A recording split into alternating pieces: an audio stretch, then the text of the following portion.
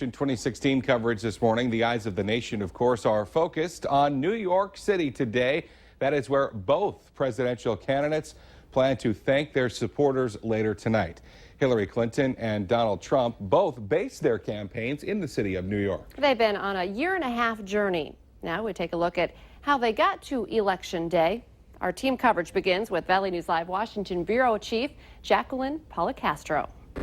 There's literally a glass ceiling at Hillary Clinton's election night event. Clinton is hoping to make history, breaking that glass ceiling to become the first woman to serve as president of the United States. I hope you'll join me on this journey. Hillary Clinton's second run for the White House began in April 2015. She took on 4 challengers, the toughest Bernie Sanders. His political revolution led to primary and caucus wins in 22 states. The fight went all the way to the convention. The Democratic National Committee chair resigned after emails proved staffers favored Clinton over Sanders.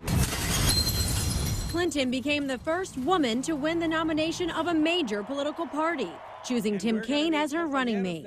Unflattering leaked emails showed the inner workings of her campaign, something Republican nominee Donald Trump pressed her on. And there's this. I made a mistake using a private email. That's for sure. And if I had to do it over again, I would obviously do it differently. Clinton remains under fire for handling classified information on a private email server when she was Secretary of State.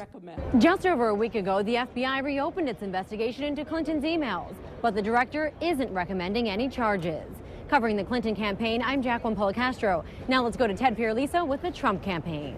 Jacqueline, Trump Tower isn't just an iconic office building, it's Donald Trump's home. So it was fitting that after months of speculation, Trump announced his candidacy here back in June 2015. They're bringing drugs, they're bringing crime, they're rapists. It was just a few seconds in Donald Trump's campaign launch speech, but those words stuck with him the rest of the contest.